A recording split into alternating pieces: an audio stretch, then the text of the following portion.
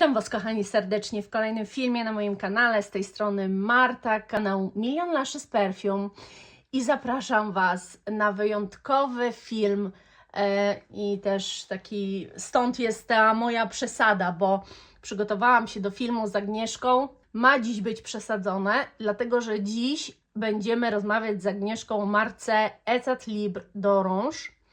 I jest to marka, która potrafi być przesadzona, która potrafi być dziwaczna, która potrafi zaskakiwać i ja Was dzisiaj swoim wyglądem też chciałam zaskoczyć. I jest to marka, która polaryzuje. Jedni rozumieją te zapachy, inni totalnie nie. Film ma Wam dać taki obraz, jak dwie osoby, które też mają dosyć inne upodobania zapachowe, odbierają zapachy Eldo. Myślę, że takie porównanie, tą naszą rozmowę, bo my będziemy z Agnieszką gadać tak naprawdę o tym wszystkim. Mam nadzieję, że fajnie przyjmiecie ten film, że będzie to dla Was bardzo przydatny film, jeżeli marka Was niezwykle interesuje i jeżeli chcielibyście ją poznać, eksplorować. Po to jest to wszystko. Mam nadzieję, że mój look Was nie odstrasza i że zostaniecie ze mną. Zapraszam, kochani.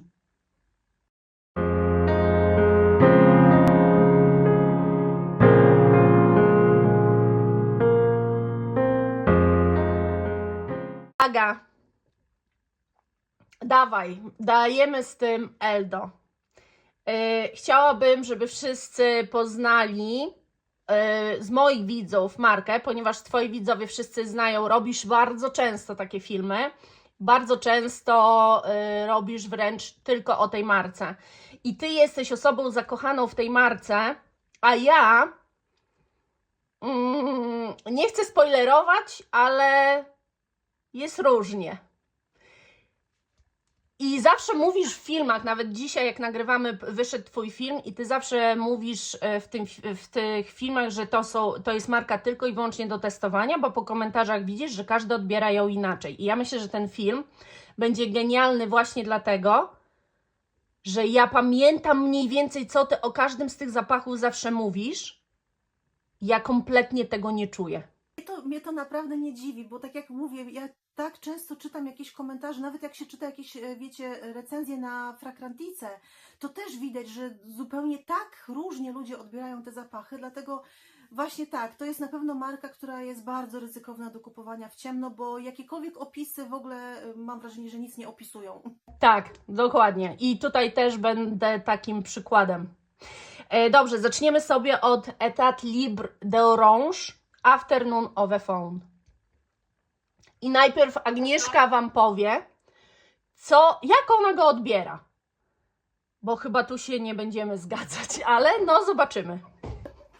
No to jest, jak na pierwszy rzut, to jest mocny wybór, bo to też są takie bardzo, moim zdaniem, polaryzujące perfumy. Na pewno znowu, jedne z tych nie dla każdego. Dla mnie to jest taki dosyć, przede wszystkim szypr.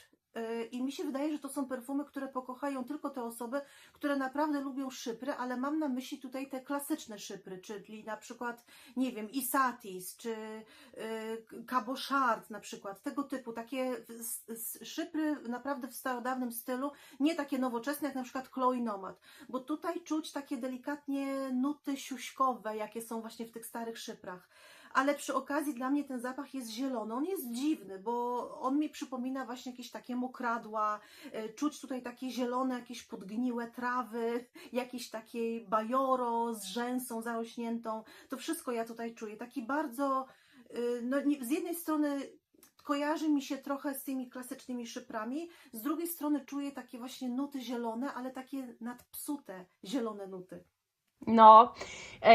No to ja generalnie odbieram ten zapach jako stęchły. Dla mnie po prostu to jest stęchlizna, którą czuję w takim starym budynku, gdzie są takie wręcz już zrujnowane, drewniany dom, taki zrujnowany już w środku, gdzie czuć wręcz, jak te drzewo jest mokre i jak już tam wszystko w nim się zadziało. Na początku w ogóle jest dziwnie, Bo mój początek z tym zapachem to jest po prostu mydlaność. Ja strasznie wyczuwam w nim mydlaność, na samym, w ogóle po pierwszym psiknięciu. Później czuję zioła, a przez cały czas, po tym jak czuję najpierw mydlaność, później zioła, to już czuję tylko i wyłącznie tę stęchliznę. Ja myślałam, że oszaleję, Myślę, i najgorsze to jest akurat jeden z zapachów, który niestety cholernie się na mnie utrzymywał No. i który chciałam z siebie No. zmyć, a nie mogłam. Po prostu Ale nie czujesz w nim jakiejś takiej zieloności? Bo ziołowość. kojarzy z budynkiem. No ziołowość, okej. Nie wiem dlaczego ta ziołowość niknie mi i strasznie ta stęchlizna na mnie się wybija i głównie przez większość dnia czuję tę stęchliznę, której nie mogę z siebie zmyć. Czyli ja czuję tego fauna, który sobie hasa tam po tych bagniskach, a ty czujesz takiego, co się tam schował w jakiejś piwnicy i świat o nim zapomniał.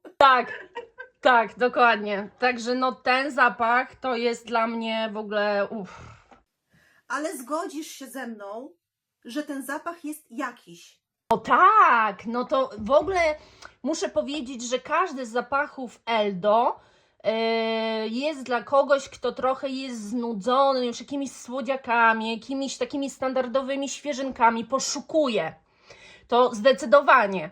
Natomiast czasami nuty, które się wybijają, są dosyć oszałamiające. Dobra, zaczęło się ciekawie, to mi się podoba.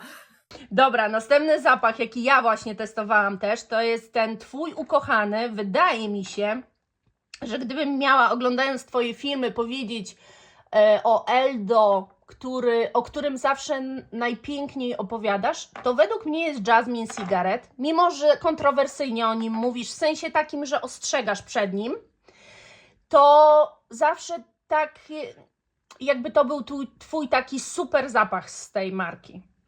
Więc ja go sobie przetestowałam jako drugi, bo mnie strasznie korciło zobaczyć, czy ja wyczuję te papierosy, o których ty mówisz. Bo ty mówisz zawsze, że czujesz w nich papierosy. No zresztą powiedz, co ty zawsze o nich mówisz. Tak, czuję przede wszystkim dwie nuty czuję, jaśmin i papierosy. Przy czym ten jaśmin ja go odbieram jako taki zielony, taki z krzaka, taki wiesz, kwiaty razem z tymi liśćmi, z łodygami, jest taki zielony. A te papierosy to odbieram nie jako fajkę, popielniczkę czy dym papierosowy, tylko taką świeżo otwartą paczkę papierosów. I teraz pytanie, czy ty kiedykolwiek paliłaś? Nie, nigdy. To nie moje klimaty. Ja jestem rasowym, byłam, no, bo nie palę już od wielu lat, ale byłam rasowym palaczem, takim wiecie, paczka dziennie. Zaczęłam, kiedy miałam lat 17. Także mi ten zapach otwieranej paczki papierosów jest bardzo dobrze znany i mało tego, dobrze mi się kojarzy, tak? No bo wiesz, ja się bardzo cieszę, że rzuciłam palenie, ale nie ukrywajmy, no to się każdemu byłemu palaczami dobrze kojarzy. Nie, bo dymu papierosowego ja w tej chwili nie znoszę, zapachu popielniczki i tak dalej nie znoszę, ale ten zapach tej, wiecie, odrywania tej folii, wyciągania tego sreberka i otwierania tej paczki papierosów i ten zapach takiego właśnie, tego świeżego tytoniu, ale nie aromatyzowanego z jakiejś fajki dziadka, tylko tego właśnie papierosowego. To jest dla mnie taki właśnie zapach. No właśnie.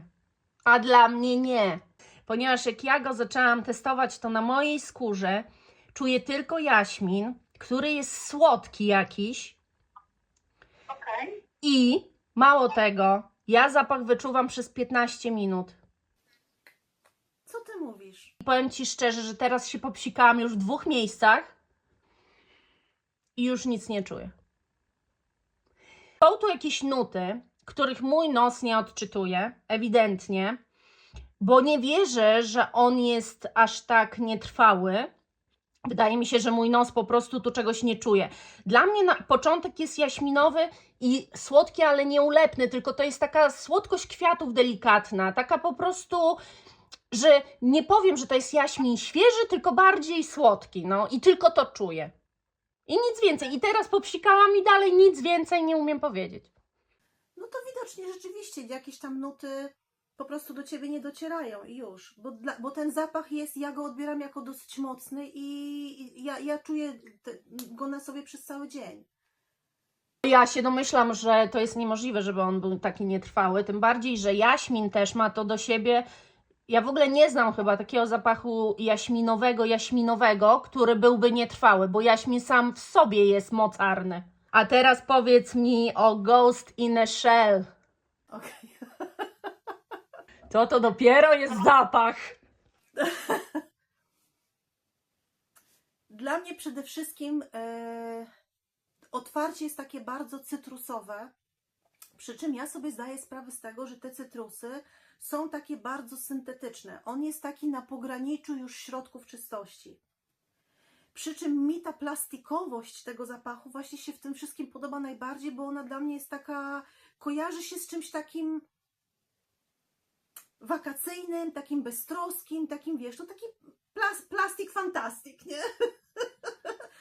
Potem zaczyna się taka słodycz, później on się na skórze też trochę układa, te takie syntetyczne cytrusy ja czuję przez cały czas, ale później on ma taki, troszeczkę jest mydełkowy, trochę pachnie taką, no mówię tutaj, być może bardzo jest sugestywna dla mnie nazwa i inspiracja tych perfum, bo one są inspirowane androidem, czyli one mają pachnieć jak taka wyprodukowana ludzka skóra, jak imitacja ludzkiej skóry, więc to z jednej strony ma mieć taki zapach trochę cielesny, z drugiej strony on ma tą skórę imitować, w związku z tym my mamy czuć tutaj taką syntetyczność, sztuczność, po prostu taki fake, ale ogólnie ten zapach jest dla mnie taki słodko-cytrusowy, który później trochę się robi taki mydlano-mleczny.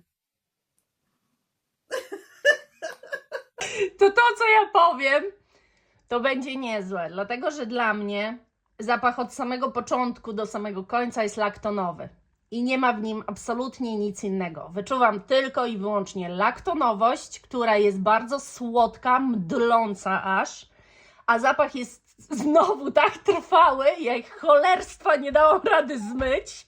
No, ale wyobraź sobie, no to jak ja, bo on ma w otwarciu w ogóle bardzo dużo właśnie cytrusów i dla mnie te cytrusy są najbardziej wyczuwalne, dlatego jestem w szoku, że on się tak szybko, że on się tak długo utrzymuje, no bo wiesz, cytrusy to jest pół godziny i nie ma śladu, nie? Strasznie mocno i właśnie żałuję, że ja tych cytrusów za bardzo nie wyczuwam, bo ja jednak wyczuwam naprawdę, dla mnie od samego psiknięcia do samego końca trwania tego zapachu, on jest mleczny, stricte. I to takie mleko dosyć mocno posłodzone. I nie wyczuwam kompletnie nic innego. A jego trwałość, ja kurczę, testowałam mnóstwo laktonowych zapachów. Nawet bym powiedziała, że Irresistible z Givenchy to jest taki laktonowy zapach, ale kurczę, tam jest jakieś przełamanie kwiatami, a tu no nie ma nic, co by mnie, rozumiesz, przestało mdlić, bo mnie po prostu Kurczę, a dla mdli mnie od ten zapach tego. jest bardzo w ogóle mało słodki, bo właśnie on jest taki bardzo ostry i to mleko, znaczy ostry w sensie te, wiesz, te cytrusy tak jakby ktoś zmielił razem z tymi skórami, po prostu te, no nie wiem, takie ostre cytrusy, to mleko dla mnie dopiero później. Czuje się taką laktonowość, no, że on jest taki w swojej konsystencji mlecznawy, ale ja wyczuwam tylko to. Ja nie mam pojęcia, czy jest coś nie tak z moją skórą, bo tak też może być i moimi hormonami, które się zmieniły znowu po raz kolejny i mam problem z niektórymi swoimi zapachami. A co mówić, jak testuję coś nowego? Bardzo często nie wyczuwam jakichś tam niuansów, bo po prostu na mojej skórze w ogóle niektóre nuty się nie, wiesz, nie wydobywają. A nie myślisz może, że to jest troszeczkę nie ten sezon, bo dla mnie to jest zapach taki typowo letni. Być może. Lato, wakacje. Może jeszcze wróć do niego, wiesz, gdzieś tam w lipcu. Tak, dałaś mi tej próbki, że ja, powiem Ci, testowałam go chyba ze 2 razy, a mam jeszcze, o Jezus, 1,5 ml to na pewno, na spokojnie. Dobra, a dalej. Agnieszka. Eldo Clean Suit. Ach, dobrze. No. No Jezus Maria, jak mi się ten zapach podoba.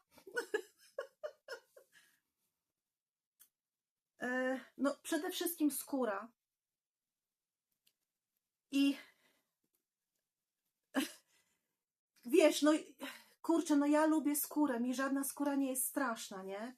Ale tak, z jednej strony dla mnie to jest taki dosyć mocno skórzany zapach. W sensie to nie jest taki zapach, gdzie ta skóra gdzieś jest w tle jakimś dodatkiem. Tutaj ta skóra jest taka na pierwszym planie, ona jest mocna, ale ona przy tym nie jest jakaś taka, znaczy z jednej strony niby jest ostra, mówię, no jest taka bardzo wyrazista, ale ona dla mnie jest taka delikatnie słodko-pudrowa, jakaś taka bardziej miękka, bardziej to jest zamsz niż taka przechodzona skórzana kurtka. Po prostu dla mnie ten zapach jest taki bardzo otulający, taki słodkawy trochę.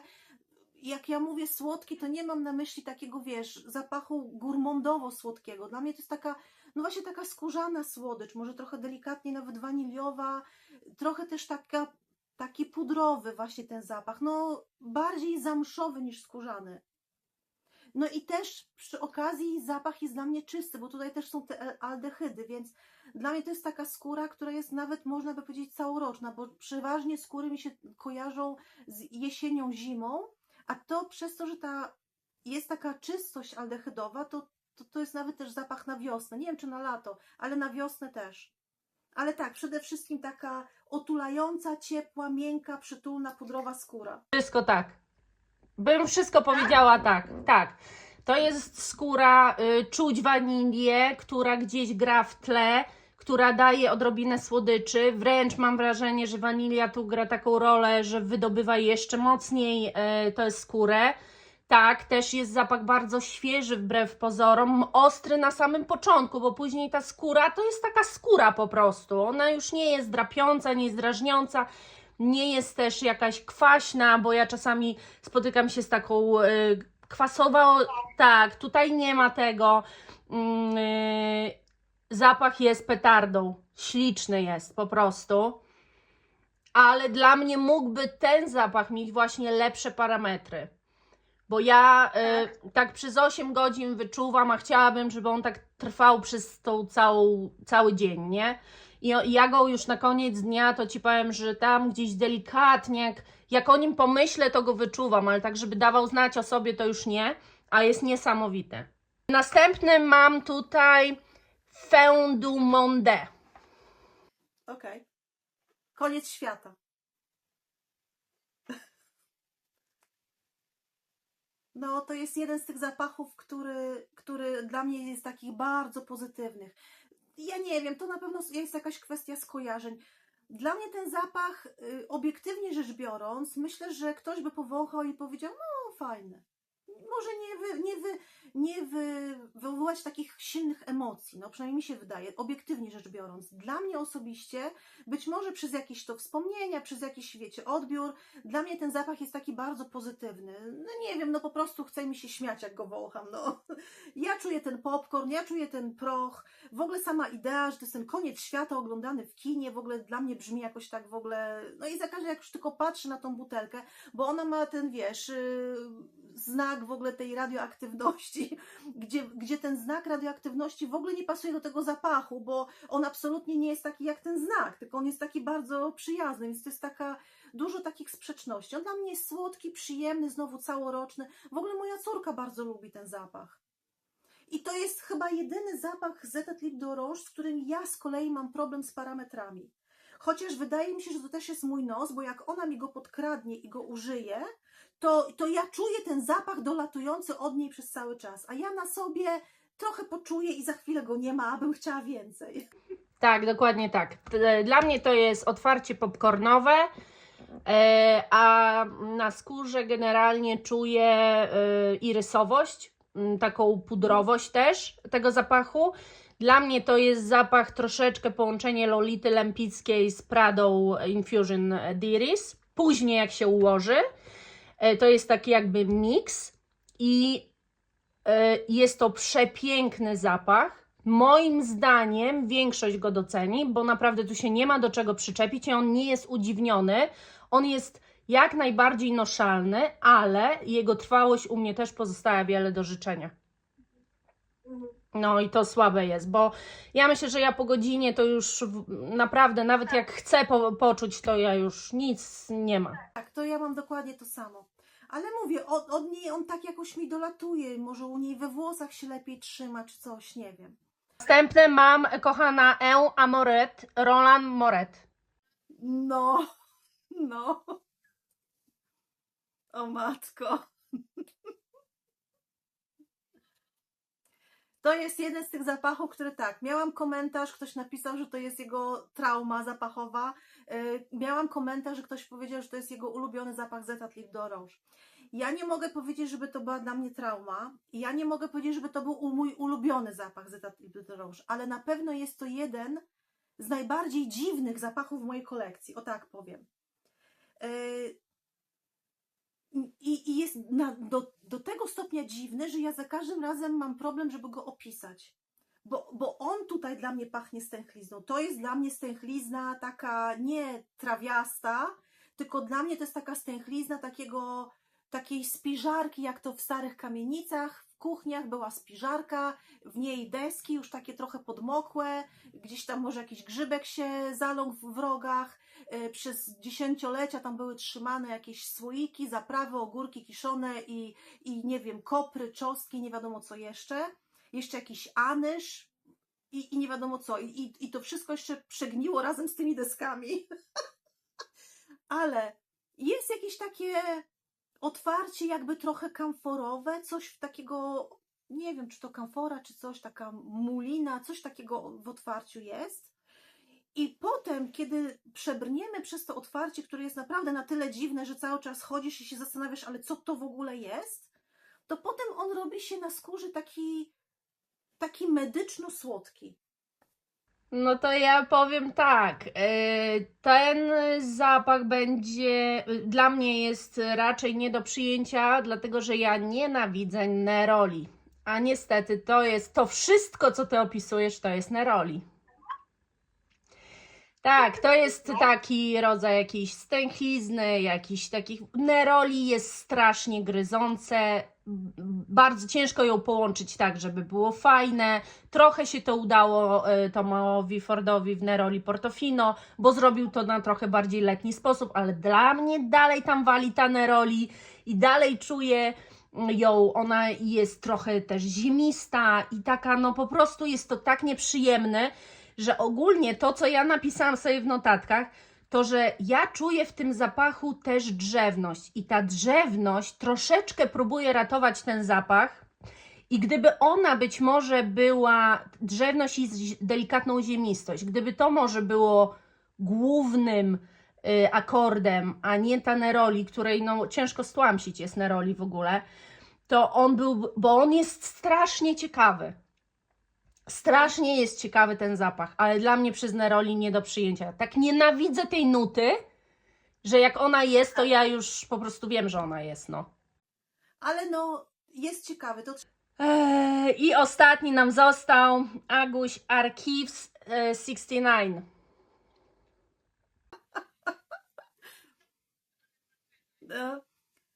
No to jest tak, to jest ten, co ja tak najpierw miałam próbkę i jak ją powąchałam, to stwierdziłam, Boże, kto mógłby chcieć tak pachnieć? Potem półtora roku później szukałam chłodnych zapachów i mi się przypomniało, że coś takiego miałam, powąchałam i zakliknęło. To jest zapach znowu bardzo dziwny. Dla mnie to jest przede wszystkim ta kamfora. To jest taka kamfora, jak nacierali cię za dzieciaka kamforą? Nacierali, nie? No wszyscy to przez to przechodziliśmy. No, nacierali tą kamforą. I ta kamfora tutaj, ta kamfora tutaj, ona jest taka jakby wam chciało zęby w ogóle ochłodzić. Taka metaliczna, coś jakbyście wzięli kawałek metalu do ust. Taka jest metaliczna i jeszcze zimna do tego. I taka tępa jakaś, nie wiem. I to wszystko po prostu, ten zapach jest taki bardzo zimny. I to, bo ja tylko i wyłącznie ten zapach używam latem i ja normalnie autentycznie czuję się tak, jakbym się spryskała jakąś chłodną wodą. On dla mnie daje przede wszystkim taki chłód, ale ten chłód jest taki kamforowy, taki medyczny wręcz, tak jakby, nie wiem, No bo kamfora, przecież jak nacierano nas tą kamforą, to ona wręcz paliła tą skórę, ona rozgrzewała. A tutaj ta kamfora właśnie daje poczucie takiego dotknięcia, takiego chłodnego metalu dla mnie. Jest taka metaliczno-chłodna, ale całość w ogóle jest zdominowana przez tą kamforę. Tu oczywiście jest jakieś kadzidło, coś tam jeszcze, ale przede wszystkim tutaj prym wiedzie ta kamfora, która jest bardzo dziwna, szczególnie biorąc pod uwagę, że to są perfumy. Kto dodaje kamforę do perfum, A mi się ten zapach podoba. Może dlatego, że jest dziwny, może dlatego, że jest taki właśnie zimny, też się trzyma przez cały dzień. Ta medyczność daje takie uczucie takiej dezynfekcji i latem to tak fajnie daje taki, taki chłód, nie wiem. Ja powiem tak, że zgadzam się ze wszystkim, co powiedziałaś, tylko że ja odbieram go jako zapach mroczny, prawdopodobnie dlatego, że jest to spowodowane moją pasją do horrorów kiedyś. I niejako też kamfora mi się z tym kojarzy. Jakieś mam mocne konotacje. Tak, on jest bardzo świeży, jest strasznie zimny, wręcz metalowy, mocno, jeżeli ktoś wie jak zapach, wydaje też mi się, że może ktoś nie wiedzieć jak kamfora pachnie, a i tak będzie wiedział, że to kamforowe, bo to aż po prostu, nie wiem, intuicyjnie się wie, że to jest kamfora. Ale dla mnie zapach jest mroczny, raczej ma negatywne konotacje moje gdzieś w głowie. Nie mogłabym go nosić, bo mam traumę od razu. Ale to co to za horror był, chociaż powiedz? Oj, to wiesz co, ja horrory tylko z duchami oglądałam. I dlatego mi się to tak kojarzy. No to wiesz co, rzeczywiście. Jakby taki duch się miał pojawić i mówią, że to zawsze wtedy taki zimna mgła się robi. No. I po prostu nie mogłabym, tak, bo non stop bym jak w horrorze pewnego dnia wystąpiła. Za mocno psychologicznie jest to przeze mnie, wiesz. Także nie. Ale zapach moim zdaniem jest wart przetestowania i on, nawet sobie tutaj napisałam, że ma bardzo fajne parametry, jak na to, że to jest jednak świeżak, bo tak go ujmujemy jako świeżak, ma naprawdę fajne parametry. Najgorsze parametry ma El Dauphin du Monde, a na mnie jeszcze ten Jasmine Cigarette w ogóle, tak? No dobrze, ale wiesz co, ja się właściwie spodziewałam, miałam nadzieję, że chociaż jakiś zapach Ci się spodoba i spodobał Ci się Clean Sweet. Najbardziej. I szczerze powiem, myślę nad jego zakupem. Tak, to jest zapach, który totalnie wszystko mi się w nim podoba. I to jak trwa na skórze, i to i sam początek też, nie? Miałam nadzieję, że chociaż jakiś zapach Ci się spodoba, chociaż mówię, nie oczekiwałam, że wszystko Ci się spodoba i ja miałam trochę nadzieję na to, że właśnie będziesz tak, wiesz, reagować emocjonalnie, że nie, wiesz, ten mi się podoba, ten mi się nie podoba, no dobra, ale coś więcej, ja właśnie miałam nadzieję, że one wywołają w Tobie jakieś emocje, bo właśnie ja dlatego tą markę tak lubię, bo dla mnie te perfumy, żaden z tych wszystkich, które przetestowałam, żaden nie był nijaki, bo mi się tam też, wiesz, ja mówię, przetestowałam ich tam z 27 i mam tylko 7 w swojej kolekcji, reszta po prostu mnie nie ujęła, także też mi się nie wszystkie spodobały, ale właściwie każdy jeden, który przetestowałam, to pamiętam.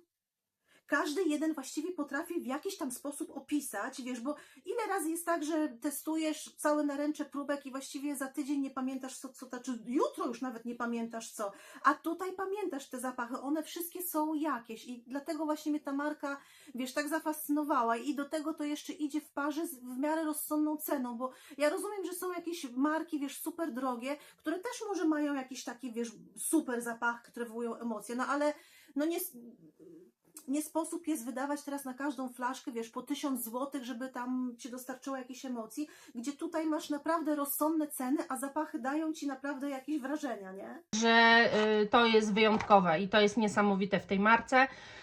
I i ceny są, tak jak patrzyłam, to najdroższe są te takie ciemne butelki z jakimiś takimi... Z metalowymi chyba takimi, bo to chyba jest metalowe, tak mi się wydaje. Nie wiem, czy to jest metalowe. To tak wygląda przynajmniej na zdjęciach, no. Wygląda, tak wygląda, ale wiem, te butelki tak. Natomiast ja chyba 3 czy 4 zapachy z tej serii przewąchałam i wbrew pozorom one nie były tak rewelacyjne jak te z tej normalnej edycji. Także, ale tak, masz rację, tamte są najdroższe, bo to jest jakaś specjalna edycja i one też są tylko w setkach. A tutaj masz wybór, masz 30, masz 50, masz setki i one często się pojawiają w ogóle na stronach dyskontowych. Słuchajcie, my dziękujemy bardzo.